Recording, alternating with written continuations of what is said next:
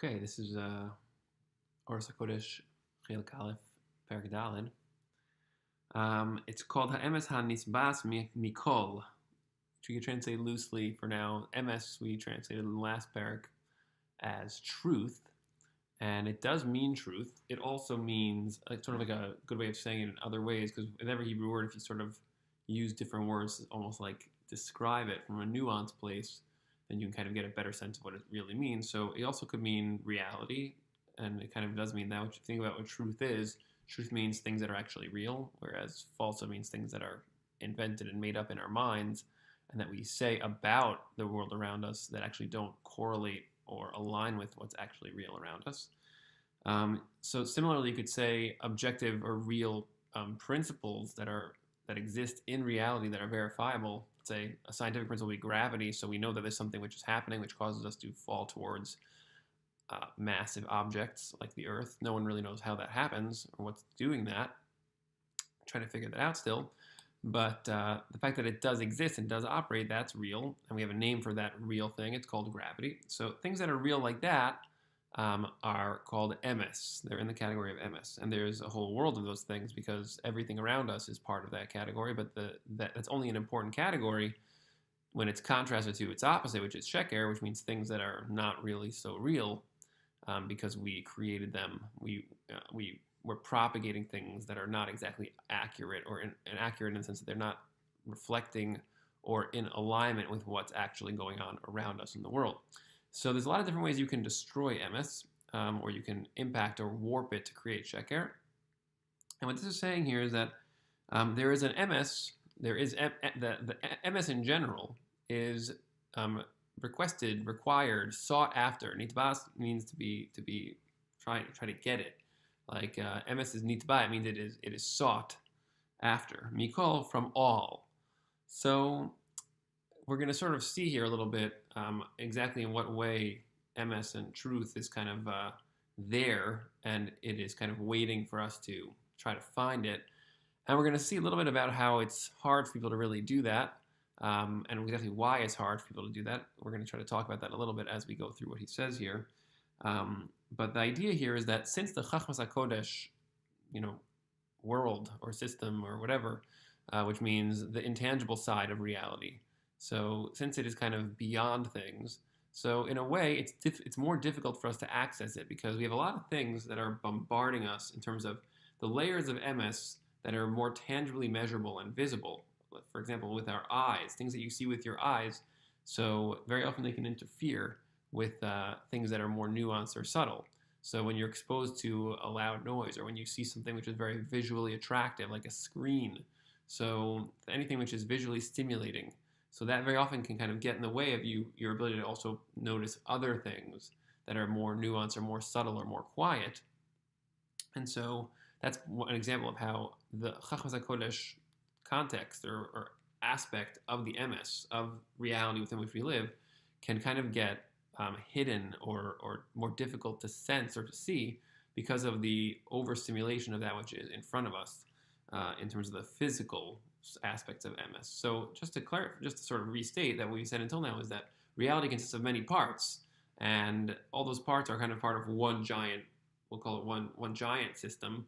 And the Orot HaKodesh aspect is supposed to relate to the intangible aspects that are kind of giving rise in some kind of way that we have to also describe to all the tangible physical aspects. Just like I'm an intangible self, and then when I do things like this, so now that intangible self is almost like being manifest through or into or as, I shouldn't say as, but like through the physical context. So that's really what we're trying to say, is that the Orot HaKodesh side is kind of the underlying of all of the physical reality, and then it's the intangible aspects, just like when you look at this.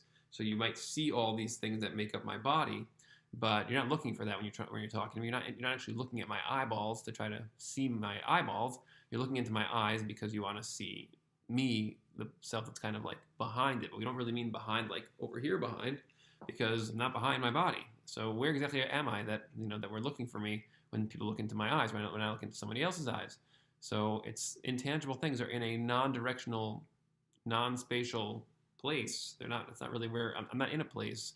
The idea of place only exists in the measurable, tangible side of reality. So somehow a non-spatial, immeasurable thing, which we call consciousness or the self or the neshama, all the terms you want to use to try to capture this uncapturable thing, so somehow it is manifest through this spatial and relativity-oriented object and within the system. Similarly, so all of reality works that way. There's an intangible underlying thing or system, we'll call it system or truth, that is manifest as what we see around us.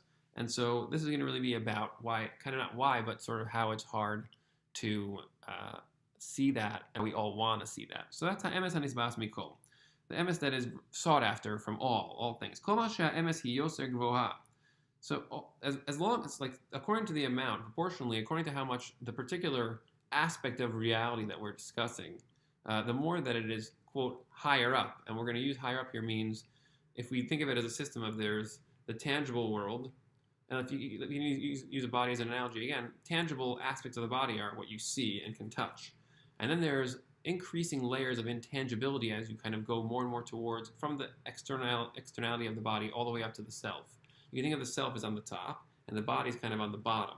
And there's a series of stages that translates the self from being intangible to being tangible as it's doing things like this. So we have at the top, let's go from the bottom up actually. We have the actual body, and then we have the nerves. So the nerves are basically signals that come from the brain, and they're electrical, which is something which is much more intangible than the things that you feel like this. In fact, we don't even know what electricity is. So the nerves are basically, they take signals that come from the brain, and they manifest as movements that the brain is trying to create. So if you take that and you kind of go further up to the next level of the chain, like the nerves are kind of like and the muscles are kind of already part of the more external side of things. But above the nerves, you can think of it as the brain and the thoughts that are kind of operating to decide what the nerves should do, and what the nerves should do to manipulate the body. So the thoughts of the brain, those things are even more intangible. First of all, they're also electrical signals, but the intangibility of thought itself, which is what we use to make these things happen, it's so far unknown. We don't understand how electrical signals and neurons in this level of complexity give rise to what we call thought. And so all those thoughts, and you can almost hear like voices in your head, hopefully not too many, and you can also see pictures in your mind and all these mental abilities. So we don't know how those things really operate. And we have a lot of ideas of how we're starting to figure out how they connect to the brain in different ways, but how they give rise to what we experience on an awareness level, we don't know that yet. But that is far more intangible than just base electrical signals that are going through the nerves. And the world of thought is untouchable, and yet it's incredibly central. Like, I would say most of our life experiences are actually operating in the world of thought. So it's kind of like a huge aspect of our existence that we don't even understand. And if we only focus on what you feel and what you see, so that's really not at all capturing the totality of what we are. So you can think of thought as being above the nerves, and nerves as being above the body. And then above thought is another state, which is, we call this the state of perception. And all of your thoughts, so they devolve from your perception. Whatever you perceive about somebody, so your thoughts will devolve from that, and then your emotional, and well, we also have to mention emotions, by the way, which are kind of on the same level as the nerves, which is emotions are somehow a physiological sensation in the body that also devolves from the brain, which are all kinds of, we experience them as feelings, but physiological sensations that we call emotions are things that are going on with your hormones and with your body, the pace of, the size of your blood vessels when you get excited or when you get negative. There's all kinds of feelings that you have in terms of your body's experience of those things that are very intangible compared to what you feel and what you see. And on top of all these things is your perception, and your perception is even more intangible than thought, because you could think of perception as the glasses that you wear in a particular context. Like we talked about Chachma in the first video, the perception defines the context, a set of rules that you are currently applying to a particular situation. So the rules of watching a YouTube video on a bus is that you wear headphones, and you don't just put your YouTube video on super, super loud, because in your head you have a perception that there's a certain set of rules that encompasses doing an activity like watching a YouTube video on a bus. There's rules of how to date somebody that you have. Again, each person might have different rules of these things because of their different types of conditioning. But either way, these types of rules are almost like boxes, And each of these boxes you can think of as like a particular perceptual lens that you use and you apply to, and you take off one set of glasses for one situation and put on a different set for a different situation. So that ability to switch lenses in that way, it's very subtle, because it's hard to always realize that you're wearing glasses, that you're looking at the world, at reality around you through a lens, because you tend to think, well, what I see is what actually is. This is the way the reality is, but it's actually not. It doesn't work that way. It's that you have a lens that you put over what's actually around you objectively that allows you to evaluate what's going on. So, for example, that's what gives rise to so many strange situations of hypocrisy that go on in your own personal lives, my life, and other people's situations. That what we do is we have one lens that we apply here, but then we switch lenses to a situation which might be comparable, but that we perceive as different, and we say, oh, well, over here, this set of rules doesn't really apply to this situation, even though it really might be that it does apply, because each of us chooses which perceptions we're going to apply to different situations. The reason why that's so important is because that's actually where your free will is the most powerfully central to your life.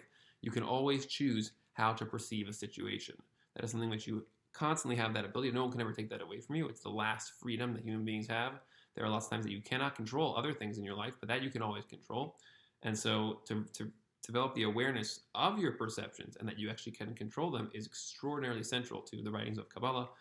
All of the midos training that goes on in what we call the tikkun midos layers of the Torah's writings and people's avodas Hashem, or trying to do these types of things, they all emanate from Kabbalistic concepts that are really about perception, because really all of tikkun midos takes place in that place. You can try to habituate yourself on the external level to do things differently, but your perception is the key to really creating quantum change in your life. So the point I'm trying to make right now is that going from the tangible all the way to the intangible in those stages. So here, what he's saying is kol ma she'emes hi yoser gvoha hi yoser pshuta. So the more that the more you're going higher in a hierarchy from tangible towards intangible like that, so the simpler things become. So you can think of it as, well, when you kind of take a one core idea. Let's say my perception is that I am connected to a certain person, and then I have thoughts about how to express that. So, and I use those thoughts to do actions, like I buy that person a gift.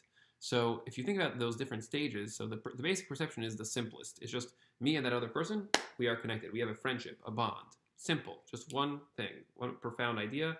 I and that other person have a certain kind of oneness, certain link. So that's the highest part of the tree there, basically.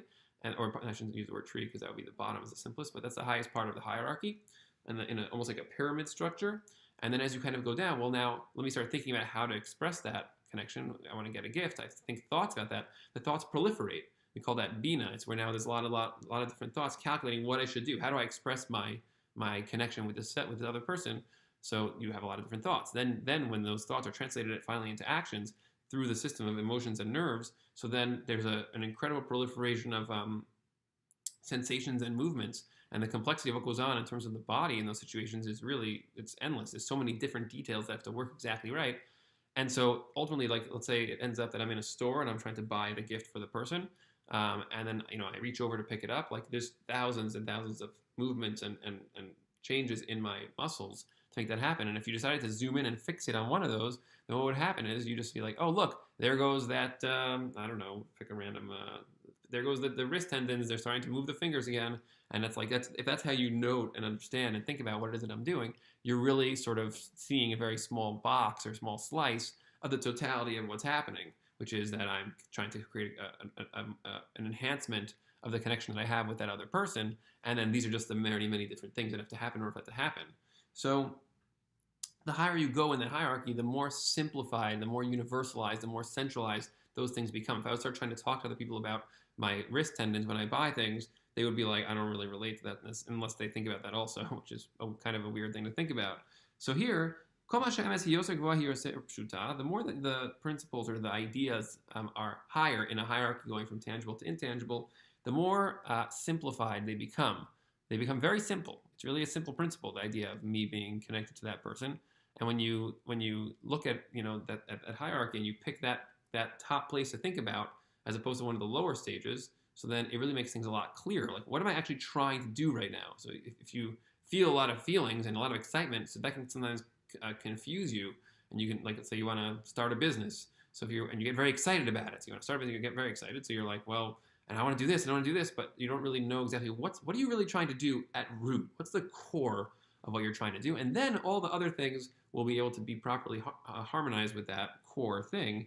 That core thing is the simplest thing. Steve Jobs, by the way, if you want to read about it in the biography that was written about him by Walter Isaacson, this was his whole accomplishment. He would try to figure out ways to take things and simplify them.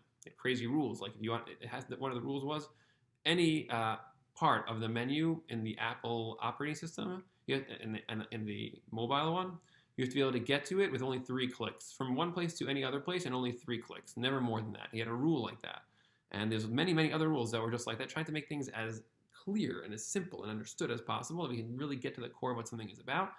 And that's why he was able to create products that were very few in number, yet were by far the most saleable products in the history of the world. So let's keep going. The higher up you go, the simpler it becomes. And it becomes more sought after by, like, more needful, necessary to everyone. Because not everyone cares about wrist tendons, but every human being cares about connecting to other people in their lives, to use those as examples.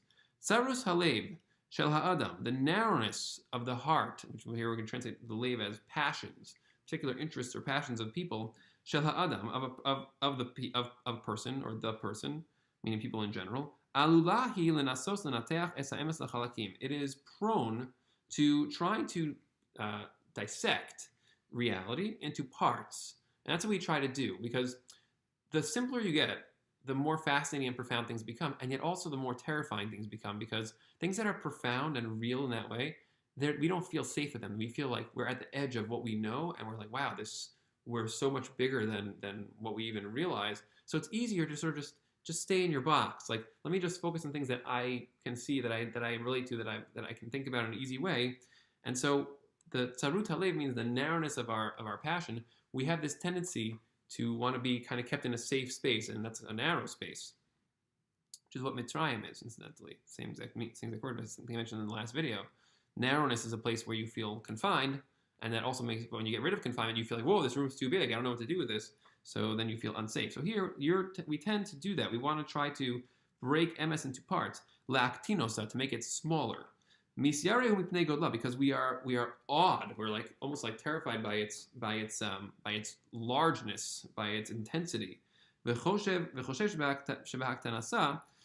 what we think is that if we just shrink it down into parts, it'll become more popular. Meaning, popular means that other people will be able to take it in. And what you can do is we can popularize Kabbalah. We can popularize big ideas, like talk about Israel, we could talk about war, we could talk about any large issues. And the politics also has these types of dynamics a lot.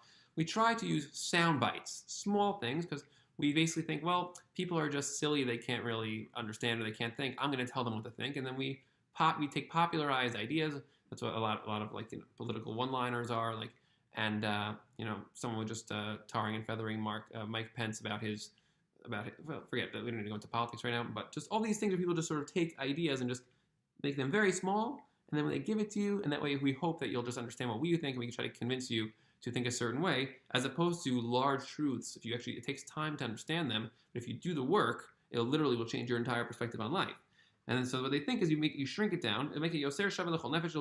It'll be kind of good for everyone. Uve'emes bazehu machbid yoser. And the truth is that by doing this to people, you actually make everything heavier. That's exactly what's happening in the world today, as it has been happening already for a few decades. There's a lot of information. In other words, people are taking reality. They're saying, let's take this aspect of it, we'll package it in a small package, and we'll shoot it out. And then this side of people will say, no, I want to take this aspect and this package. We call it the right and the left. That's a very popular concept, which really simplifies and labels huge swaths of people, just like racist labels do that, and sexuality-oriented labels do that. Try to take people that are endlessly broad and try to take this swath, we'll just make this who you are. You're about this. You're a rightist. You're a leftist. You're a homosexual person. You're a heterosexual person. You're this skin color. You're black. You're white. You're a Latino. Like, these are all different things people do to simplify that which is far more difficult and profound to think about. And that makes everything more heavy, because now there's too many things to think about. I don't even know. The world is full of crazy things. But it's really not. There's really a very simple situation going on here. The world actually can be simplified tremendously, and then all these things that are operating this way just kind of become like your wrist tendons, small details that fit into a large context that is extraordinarily simple. And when you do that, you now prevent everyone from what they really need. They need to understand real things in a real way that is accurate, even if sometimes those things don't fit your agenda. If you want to tell people certain things, only one part of them, you want to kind of convince them that this way is the right way, well, that's not intellectually honest. And what we're saying here is to sort of like share all sides of something so people can actually learn truth. And there's a lot of different ways that this principle can be applied, and they obviously need to be applied carefully. And that's really what this is sort of about, learning more about how to think this way so you can do that. The ultimate truth, which is the top of the pyramid. The divine truth, we're called the ultimate intangible truth. We're not going to translate Elokit right now too intensively. It is what everyone is searching for. Everything in the world, all people are looking for that truth. They want it in its totality. They don't want just little pieces. Berum Gova Ora, in terms of the ultimate height of its transcending light that it has. In other words, its ability to make you see things more clearly. Bimlo ha'emes shelo, and it's in its fullness. And only in that way is it really kind of what everyone needs. It's appropriate for everyone to have that. For every being that essentially exists in this setting. And the knowledge in terms of your ability to choose things, your free will, and your ratzon, which means your willpower. So we'll just call that your free will. So that is it's sort of at the center of the person. And it requires after all a lot of intensive effort to dissect truth, to sort of shorten it, in order to try, like we said earlier, to make it smaller, more palatable to the masses. See those dashes there. So what's happening is that he's saying, after you do that smallness, when you make things into small boxes, then it's necessary. It must return to its true expanded state. And tarasa means purity. In other words, when you take an idea that is this big, some big idea, and you only take one piece of it and you package it and throw it out there, so now you are warping it. And again, you might have occasionally sometimes that's a good idea in terms of creating greater truth knowledge, but far more often it is simply a subjective agenda that people have, that they are trying to get their ideas out there in some form or another. And when you do that, you're warping it. And the warping is the opposite of tarasa. We're not going to talk about tuma right now too much, but the idea here is that we're trying to get it to be back to the unwarped, full version. And that's what your core free will self, as a self-determining person, you want there to be full autonomy of knowledge and of clarity of the information so that you can actually make accurate decisions, as opposed to just like, well, I read this article that says this thing about Israel or something about Trump or other people or whoever other things you read, and now I think that I should just do this because, like, how could that happen? But you didn't check much beyond that one thing, and then you're just letting your feelings kind of take over. Like anything that you want to have a thought about or conviction about, you must understand it in its totality. Otherwise, you cannot really say this is what I think, because your bechira veratzon, your free will self, will feel that something is off. You will feel immersed, confused. There's so many things going on in the world. Unless you actually really check and learn things that really happen and really know what's going on, you will always feel lost like that. So this is a phrase that's in the davening for Yom Noraim, and it translates like this: all things will know through this that you are the source, which is, again, we're trying to say now in the bottom context in the pyramid. So all those things will know the core truth that kind of is underneath all things like that. The similar idea, the yeda and the different words here are very important in terms of what yitzur means versus pa'ul, but we're not going to go into that now. All self-aware beings will say, Hashem Elokei Yisrael Melech that Hashem, the endless intangible consciousness that is underneath all things, that is manifest as reality around you, is the root and the context of all, which basically means that this is his kingship. So then he goes on to say that a lot of times our cook will throw in those types of phrases because they really capture what he's saying in a very poetic way. It's phrases that are very old, so he likes to use them to sort of show how they connect as well. And now he's going to go back to his own comments.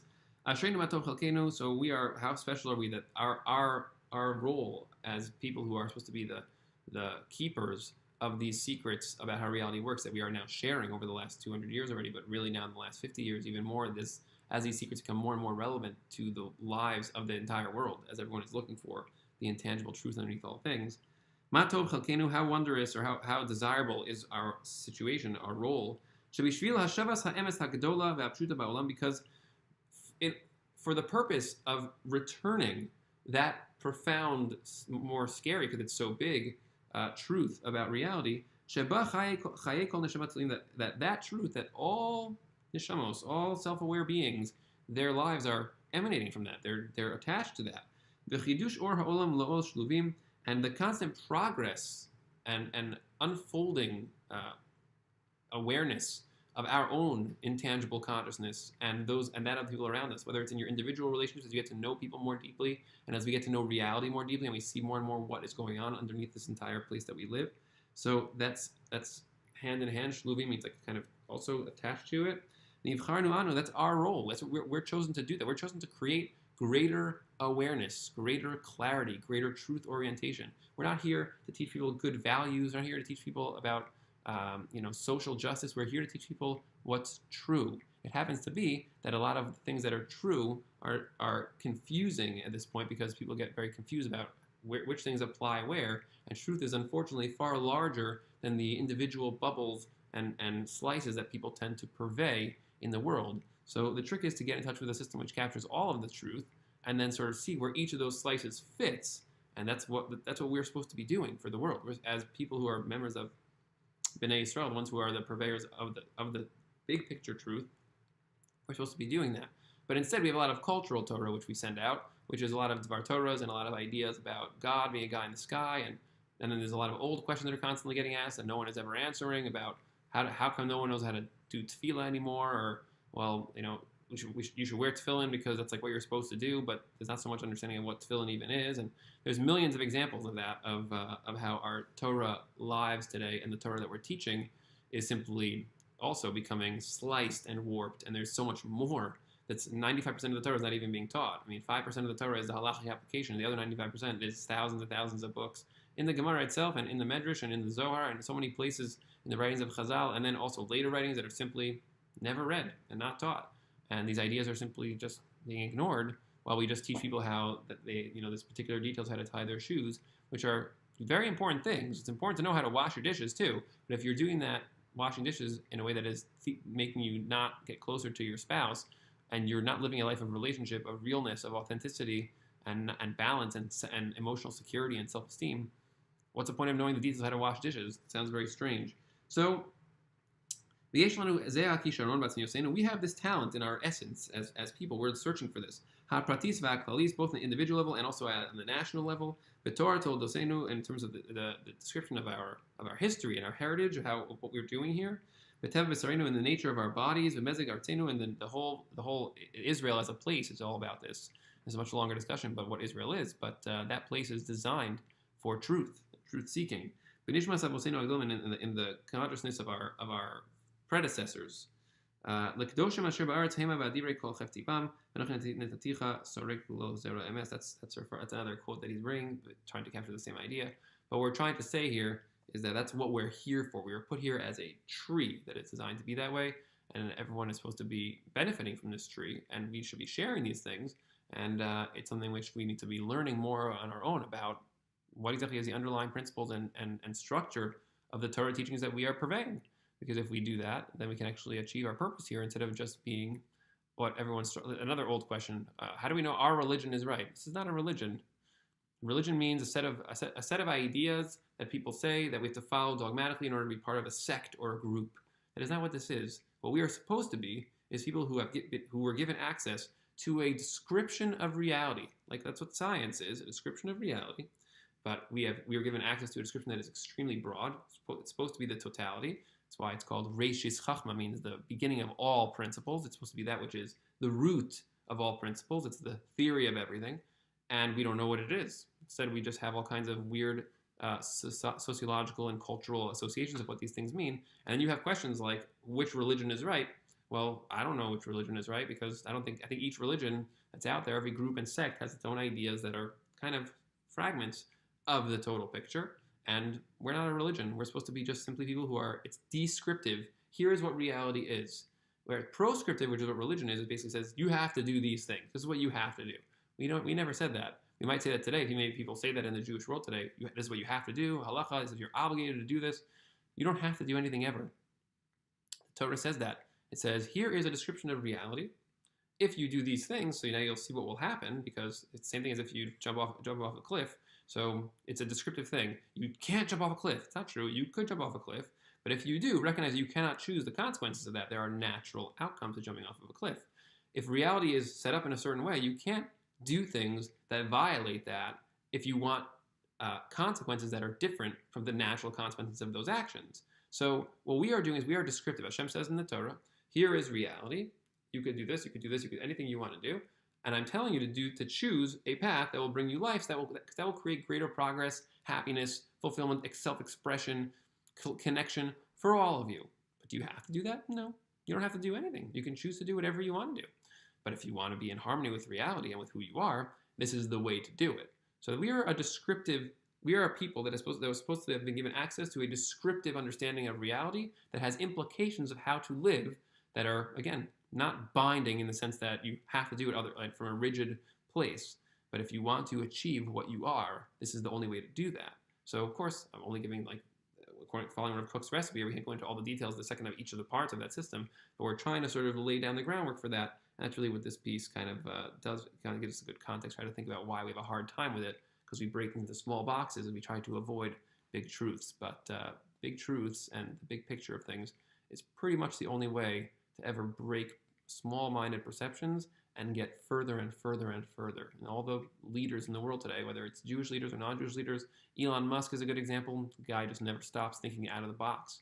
That's the phrase, out of the box. He just keeps thinking new ideas, new things in more and more progressive ways because he's looking for the totality of reality. So I hope that was relatively clear and understood, and look forward to seeing you.